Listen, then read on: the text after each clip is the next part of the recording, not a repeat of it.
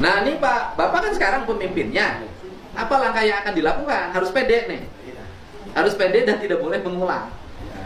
Insya Allah kan pede kan. Pastinya ya. Yang pernah akan dialami dengan Pak Bupati terkait nanti akan kita teruskan.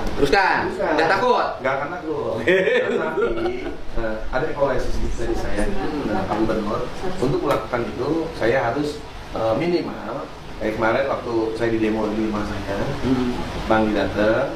Di tengah sorotan kasus hukum yang menimpa pimpinan daerah, Gubernur Jawa Barat Kang Deddy Mulyadi menyampaikan pesan tegas namun menenangkan. Menurutnya, roda pemerintahan tidak boleh berhenti, dan masyarakat tidak boleh menjadi korban dari persoalan elit.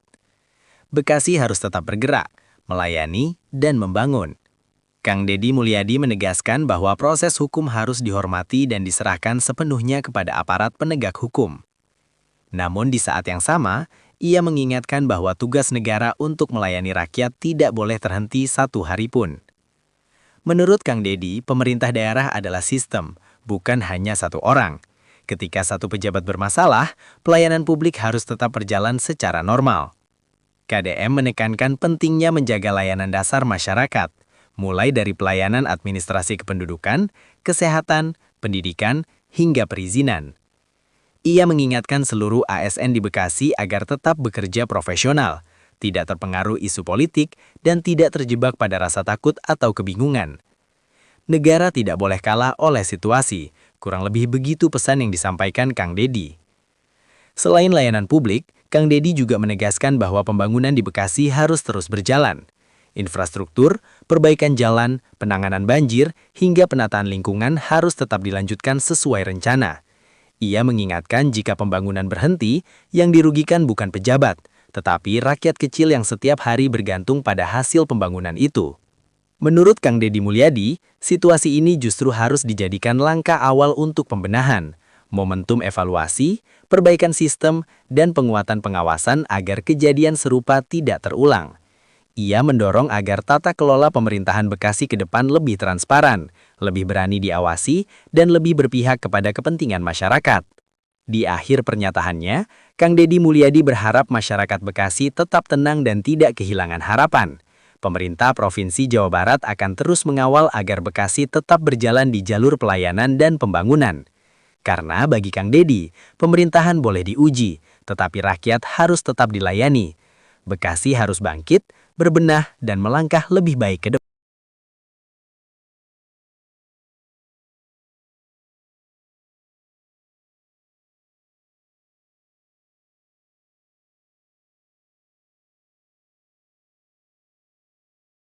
Radiogramnya, ini radiogram Mendagrinya sudah ada, kemudian sangat segera nomornya 100.21368 ODA.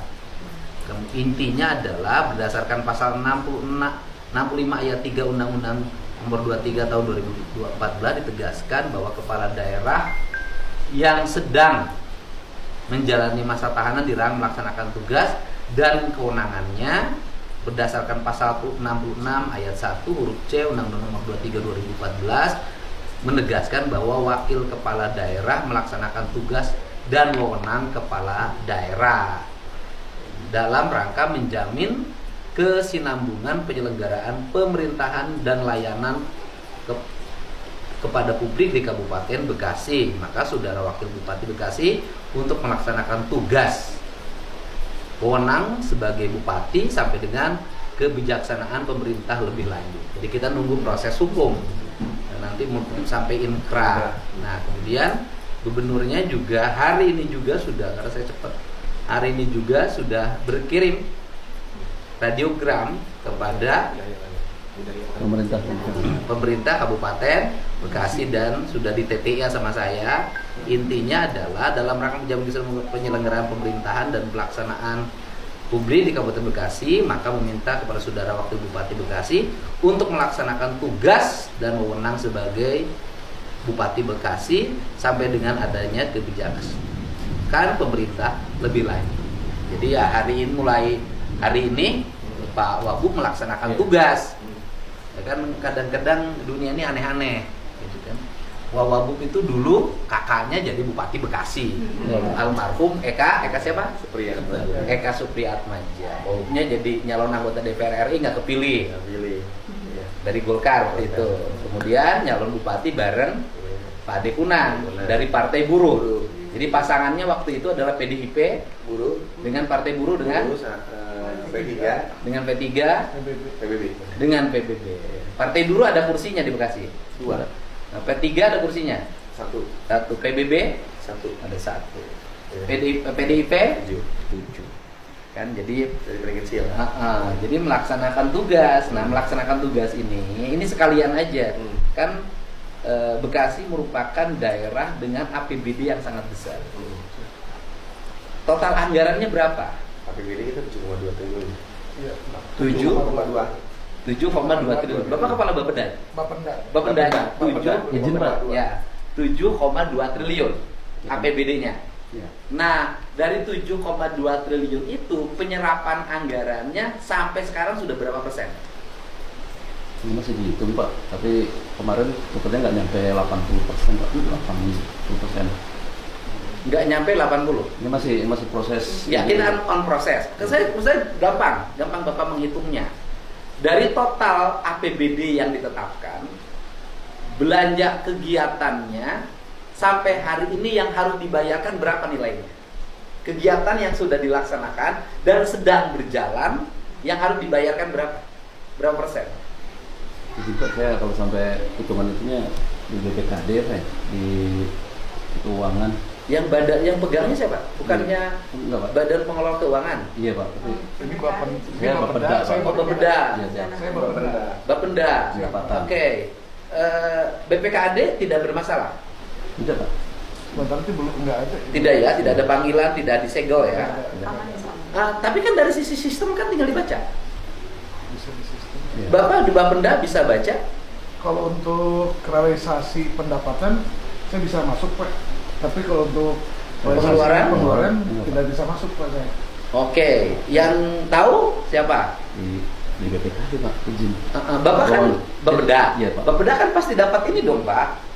Realisasi pasti dikasih tahu, dan kan sistemnya sudah online. Kita yang melalui SIPD itu Pak, jadi bukannya perencanaannya aja Pak. Oh, Iya, Pak. realisasi Bapak nggak tahu? Iya Pak. Kasih telepon aja. Siapa? Nah, Boleh, saya- realisasinya. Kan izin ini Pak, yang terkait 2026 Pak. Nah sekarang kayak sambil itu telepon. Ya. 2026 RAPBD-nya sudah disahkan. Kemarin sudah diparipurnakan dan sudah ada evaluasi dari gubernur Pak. Evaluasinya udah turun. Sudah Pak. Nah, Oke. sudah kita sesuaikan. Kemarin ada penurunan DBH dari provinsi yang sebesar 32 miliar. Kemarin sudah kita rapatkan, sudah Oke, saya nanya di Bapak. Siap. Belanja infrastrukturnya berapa?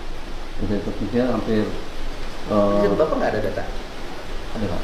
Nah, belanja infrastrukturnya berapa? Belanja jalannya berapa?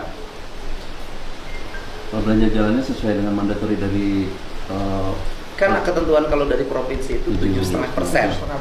Nah, Bapak berapa? Berarti 7,5% dari 7, dari gubernur kemarin taruh anggaran 400 miliaran Pak. 400 miliar. Ya. Itu sudah teralokasikan. Sudah Pak. Sudah. Sudah. Belanja infrastruktur jalannya. Kemudian karena kan kepala PU-nya lagi bermasalah kan, termasuk yang diperiksa. Termasuk yang disegel Ada segel kantornya Pak. Tapi diperiksa nggak? Belum tahu Pak. Disegel kantornya. Kantornya disegel Ada Pak. 3 dinas Pak yang disegel. Oke, berarti kan kalau